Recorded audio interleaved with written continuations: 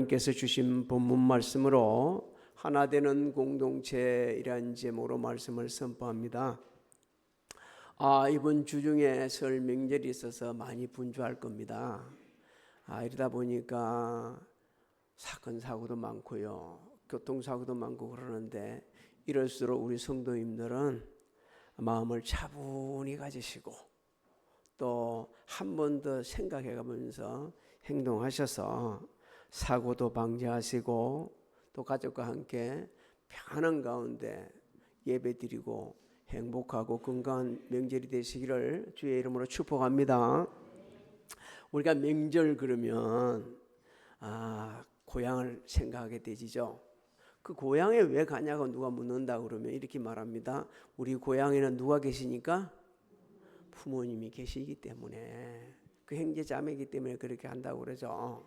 근데 부모님도 계시지 않는 분들도 있어요. 이제 형제들만 또 있으니까 잘 가지도 않는 경우도 있고요. 그렇게 됩니다. 하지만 이 명절 때 되면 우리를 정말 사랑했던 부모님들을 생각하게 되십니다. 그래서 그 부모님께 감사하고 또 생전에 계시는 분들은 선물도 해가고 가서 세배도 하고 그렇게 하죠. 안 계실지라도 형제들끼리 모여서 그 부모님의 사랑을 기억하면서 명절을 보내게 되지죠. 제가 어릴 때는 그 명절에 고향 가려고 그러면 너무 힘들었어요. 차도 없고 기차 타려고 그러면 그냥 새벽부터 가지고 북새통이라고 괜히 포 하나 얻으면 그래서 가고 그랬는데, 지금은 또 고향도 잘 안 가기도 하고요. 또 가족끼리 어디 갑니까? 여행 가기도 하고, 이게 그냥 그렇게 되셨어요. 네, 오늘 이 본문 말씀은 하나님께서 우리에게 베풀어 주신 그 은혜를 기억하면서 모든 성도들은 하나 되는데 힘을 써야 한다는 것을 일깨주시고 있습니다. 사실 하나님께서는 우리가 갚을 수 없는 은혜를 베풀어 주셨습니다. 사랑하는 아들 독생자를 우리를 위하여 죽을 대속물로 제공해 주셨어요. 우리에게 영원한 생명을 주시고 가장 이상적이고 또 완전한 의를 제공해 주셨습니다. 그런가 하면 하나님과 함께 영원히 살 것이라는 절대적인 확신도 우리에게 주셨습니다. 또 하나님께서는 고통도 죽음도 없는 우리가 영원히 살며 그리스도와 함께 다스리게 될 완전한 새하늘과 새 땅을 지금 예배하시고 계십니다. 그래서 하나님께서 베푸르신 이 은혜를 기억하는 성도들은 하나 되는데 힘을 써야 한다는 거죠. 자, 1절을 한번 우리 같이 한번 읽어볼까요? 시작. 그러므로 주 안에서 갇힌 내가 너희를 권하노니 너희가 부르심을 받은 일에 합당하게 행하여. 사도 바울은 복음을 전하다 감옥에 갇혔어요. 그럼에도 불구하고 당시 에베소 교회, 오늘을 살아가는 모든 성도들에게 하나님의 부르심에 합당하게 행하라 이렇게 말씀하고 있습니다. 여러분, 우리에게 이 주시는 말씀은요, 가정에서, 직장에서, 교회에서, 학교에서 이웃 사람들과 함께 살아가면서 부르심에 합당하게 살아야 된다는 겁니다. 교회 안에서만 성도가 아니고 교회 밖에서도 어떤 상황이 있든지 정말 예수 믿는 사람으로서 하나님의 그 부르신 목적과 기준에 일치한 삶을 살라고 말씀합니다. 우리가 하나님께서 베푸르신 은혜를 기억하면서 부르심에 합당한 그 기준에 합당하게 살아가려고 그러면 갖춰야 될 덕목이 있다고 말씀합니다. 2절을 한번 읽어볼까요? 어떤 덕목인지 시작. 모든 겸손과 온유로 하고 오래 참음으로 사랑 가운데서 서로 용납하고. 제일 먼저 갖춰야 될 게 겸손이라고 그럽니다. 많이 들어봤었고 많이 들으셨고 또 이 겸손에 대해서 말도 많이 하고 있지만 이 조금 좀 문자적인 의미를 먼저 좀 아는 게 좋겠습니다. 겸손이라는 것은 마음의 낮음입니다. 문자적인 의미는 마음의 낮음. 여러분, 우리 마음을 낮춰야 합니다. 마음의 낮음. 근데 이게 헬라사에서는요, 비굴한 태도나 품위를 떨어뜨리는 부정적인 의미로 사용되어졌어요. 근데 유대사에서는 또 다릅니다.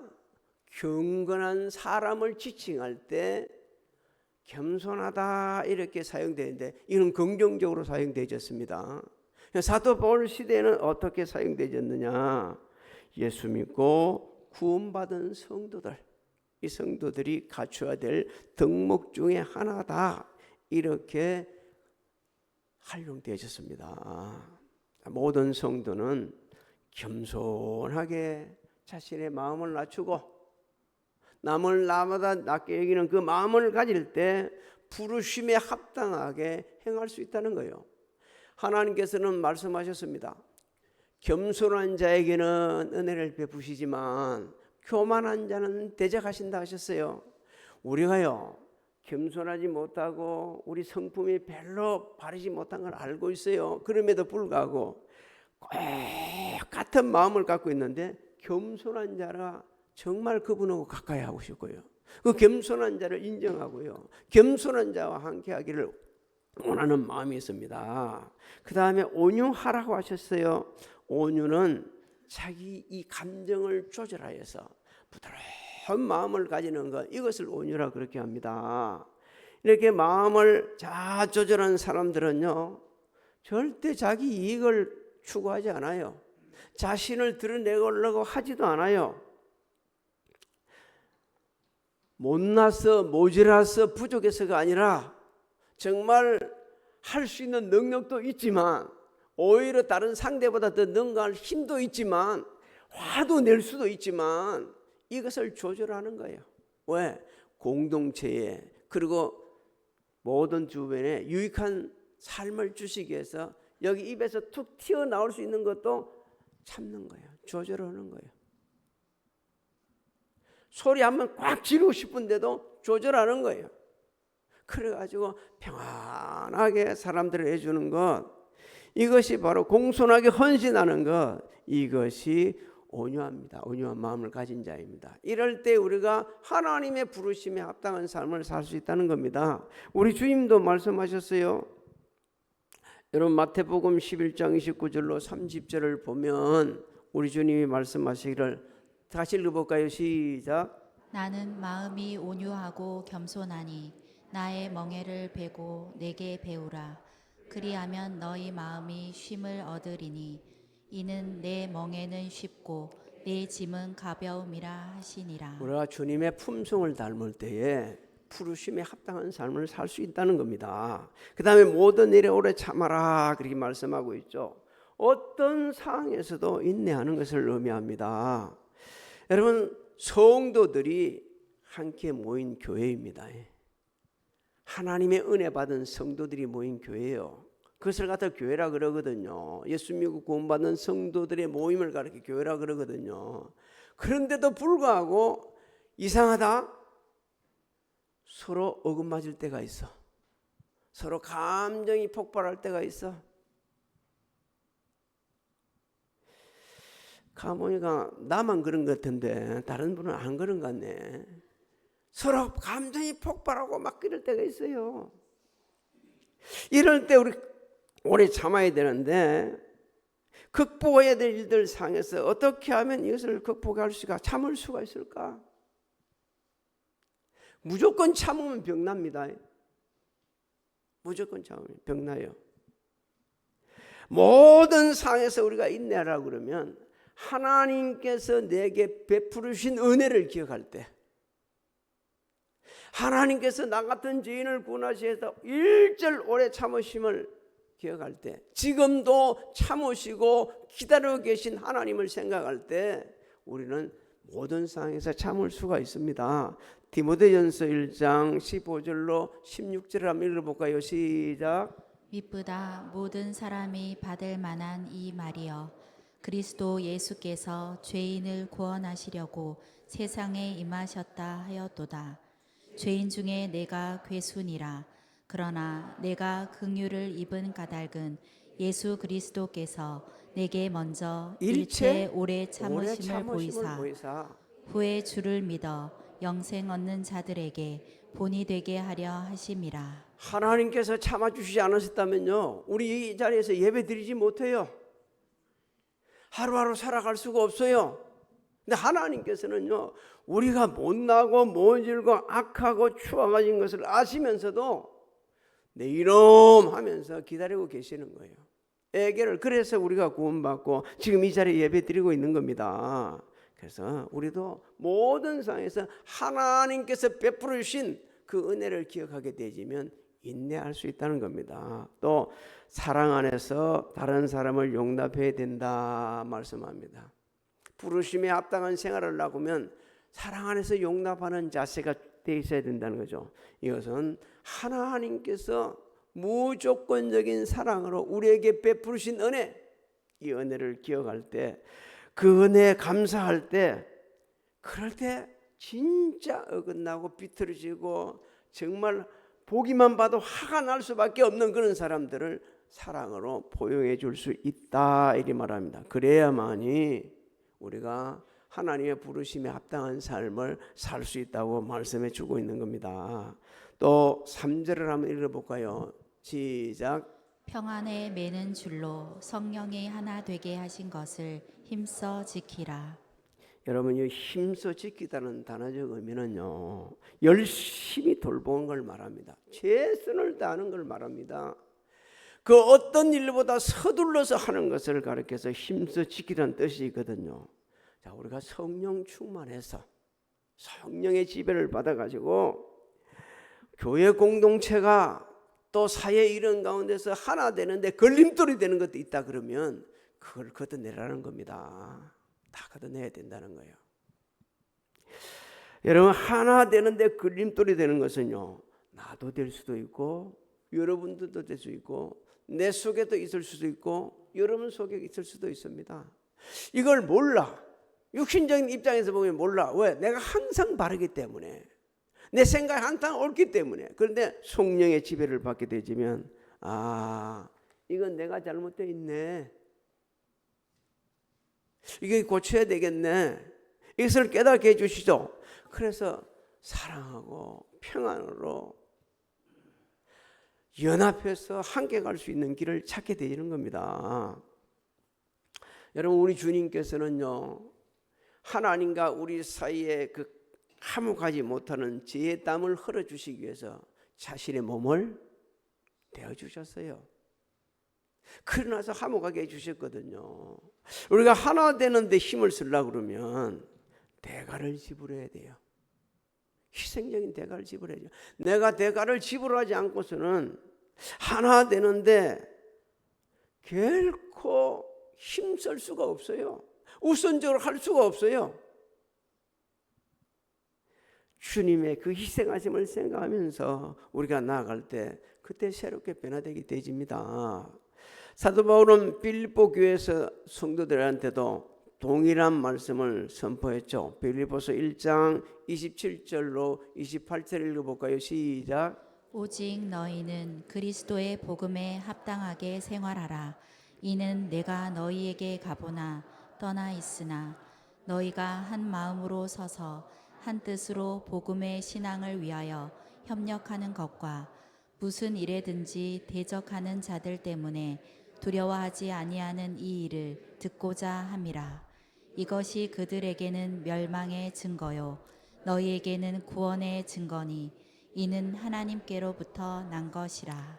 여러분, 구원받은 증거가 있습니까? 누가 말이요, 당신한테 구원받은 증거가 있냐 이렇게 물어본다면, 그 자체로만 물어본다 그러면 그건 이단이요.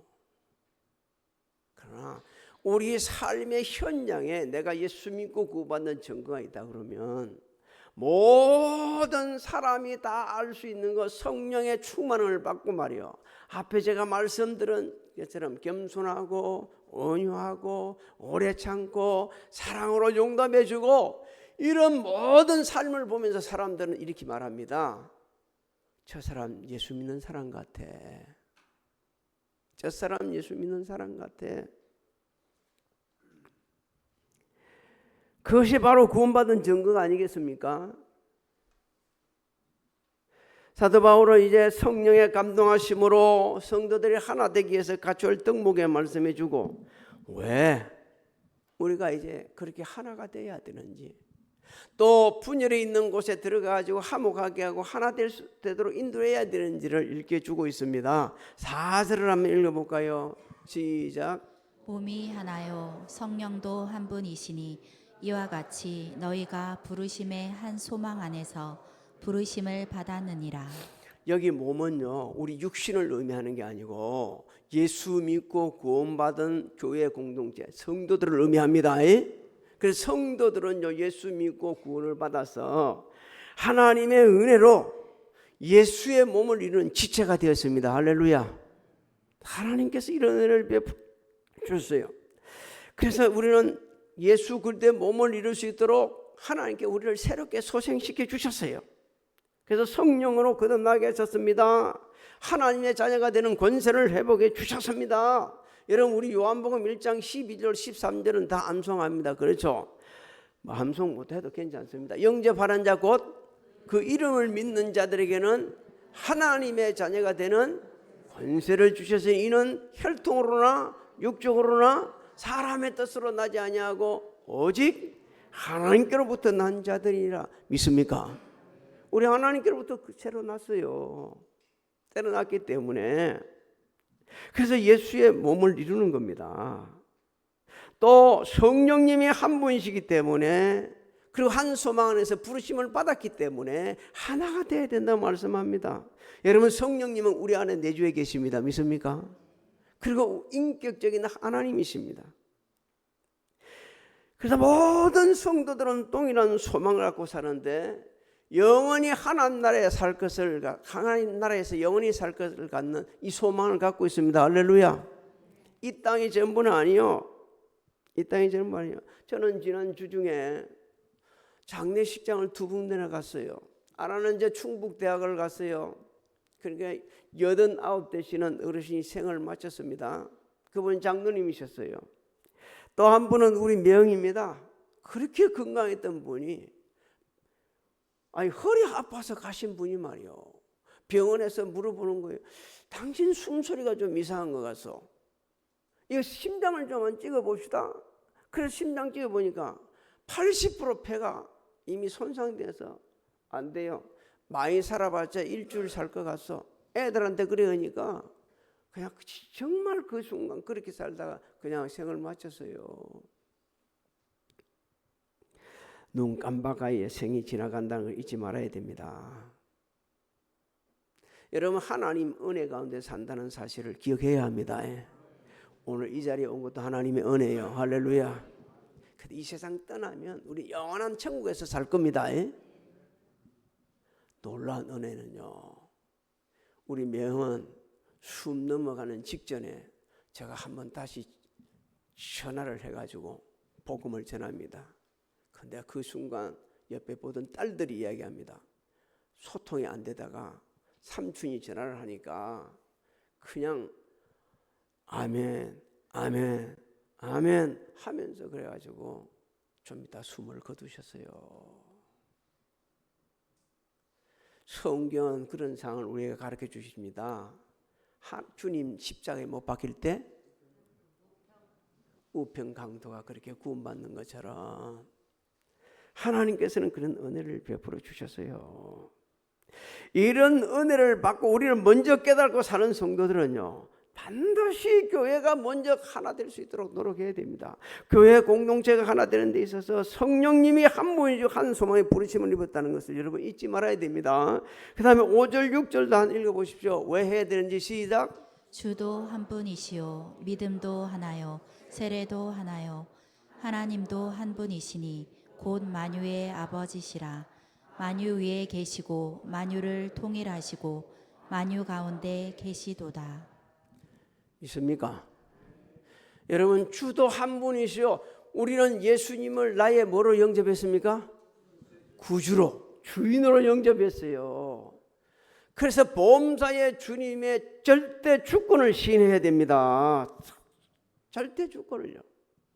내 마음대로 하는 게 아니고 주님이 원하시는 대로 행해야 되는 거예요. 믿음도 하나다. 여러분, 우리가 똑같은 방식으로 하나님 앞에 나아갑니다. 주님 말씀은 내가 곧 길이요 진리요 나로 맘지 않고는 아버지께 올 자가 없다 그랬습니다. 똑같은 믿음, 똑같은 주를 모시고 세례도 하나입니다. 여러분, 물세례는 모든 성도들 앞에서 나 믿음을 증언할 외적 표현이에요. 모두 함께 이제 예수의 몸을 이루는 지체가 되었습니다. 공적으로 선포하는 것이 물세례 받은 거예요. 여러분, 성도들이 하나가 되지 못하게 되지면 자신이 물세례 받은 것을 갖다가 부인하는 거나 마찬가지입니다. 예수님의 절대 주권을 인정하는 성도 말씀대로 순종합니다. 어느 곳에 가든지 겸손하게 섬깁니다. 다른 사람보다 열심히 일어나고서 내가 한 것이 아니요 나와 함께 하신 하나님의 은혜입니다라고 고백합니다. 또한 하나님을 아버지라 부르면서 신앙 고백을 하고, 그렇게 세례받은 성도들 서로 하나가 될 수 있도록 돌아보고 격려해주고 그렇게 됩니다. 여러분, 우리 주님이 마지막 공생의 기간 마지막 때 기도한 내용 중에 참 우리를 뭉클하게 만드는 기도 내용이 있습니다. 요한복음 17장 11절 한번 읽어볼까요? 시작. 나는 세상에 더 있지 아니하오나 그들은 세상에 있사옵고 나는 아버지께로 가옵나니 거룩하신 아버지여 내게 주신 아버지의 이름으로 그들을 보존하사 우리와 같이 그들도 하나가 되게 하옵소서. 그렇습니다. 우리나라 상당히 큰 기업의 총수가 생을 마치기 전 자식들을 다 불러요. 근데 한 놈이 안 온다. 안 와. 기분이 너무 나빠서. 그런데 온 애들, 그 자식들을 모아놓고 이렇게 이야기합니다. 너가 싸우지 말아라. 싸우지 말아라. 참 돈이 많아도 싸우는가 봐요. 저는 너무 고마워요. 돈이 없어서 너무 고마워요. 싸울 것이 없어. 싸울 것이 없어. 싸우지 말아라 그랬는데 지금까지 싸우면서 있습니다. 우리 이번 설 명절에 친인척과 만나게 될 거고 특히 형제들과 만날 거예요. 어릴 때 부모 밑에 같이 자랄 때는요, 형제들 간에 차이가 없어. 그런 거 없어요. 그런데 나이가 들어 성인이 되고 사회에 나가 살다 보니까 달라지네. 사회적인 위치도 달라져. 경제적인 그런 면도 달라져. 특히요, 형제들 간에 가장 신경 쓰이는 것 중 하나가 자식들, 후세대를 키우는 이것 때문에 굉장히 신경을 많이 쓰고 있단 말이에요. 이런 모든 부분이 달라. 그런데 말이에요, 그 중에 똑 하나, 지금은 한두 명이지만 그래도 한두 명 이상 되는 옛날 그지 어르신들, 나이 많은 분들 모이게 되지면 그게 또 보게 되면 늘 힘든 친구도 있고 형제도 있고 또 약간 삐딱하게 나가는 형제도 있고 좋은 말 해주지 못하는 형제도 있을 수 있어요. 꼭 그렇습니다. 꼭 그래. 저는 10남매라서 10남매 중에 9명이 살았는데 9명 중에 있어요. 그런 친구가, 그런 형제가 있어요. 그런데 쉽게 얘기한다. 너희 막 그렇게 매일 살면 되겠냐? 여러분, 그렇게 해서는 안 됩니다. 상처받습니다. 특히 예수 믿는 우리는 그렇게 하면 안 되는 거예요. 겸손하게 온유한 마음으로 자신의 감정을 조절해 가면서 진짜 기분 나쁘게도 배려를 해줄 줄 알아야 돼요. 그래, 너 고생했어. 힘든 세상 살면서 얼마나 어려웠냐. 이렇게 격려해 주고 그러면요, 손을 내밀고 한번 안아주면서 이 토닥토닥 해주게 되면 다 풀어져 버립니다. 없어져요. 그런데 그걸 놔놓고 그냥 막 내가 행이니까, 동생이지만 내가 행들보다 더 잘 돼 있으니까라고 하면서 되면 명절이 명절을 갖지 않고 싸움 나요. 그래서 명절에는 하나님의, 예수 믿는 사람 하나님의 은혜를 기억하면서 겸손해야 합니다. 온유해야 합니다. 참아야 돼요. 그리고 배려해 줄 줄 해줘요. 성경에 말씀합니다. 할 수 있거든 너희로서는 모든 사람과 더불어 화목하라. 형제 친인끼리 화목하지 못하면 어떻게 남과 화목하게 할 수 있겠습니까? 예수 믿고 구원받은 성도들끼리 화목하지 못하면 누구와 화목할 수 있겠어요? 다시 한번 말씀드리지만 배려한다는 것은 나를 희생해야 한다는 거예요. 대가 지불 없이는 하지 못해요. 늘 우리 성도님들이 잘하고 계시지만 이번에 모이면 설거지도 먼저 하고요. 대답이 없어요. 뭐 먹는 것도 좋은 거 먼저 주고요. 제일 늦게 앉고요. 제일 먼저 일어나고요. 말은 제대로 알아. 말은 제대로 해. 일어나고요. 그렇게 하면서 말이요. 입에다가 고맙다, 감사하다, 너무너무 니를 보니까 기쁘다, 똑딱이를 주면서 정말 행복하고 기쁜 명절이 되시기를 주님의 이름으로 축복합니다. 축복합니다.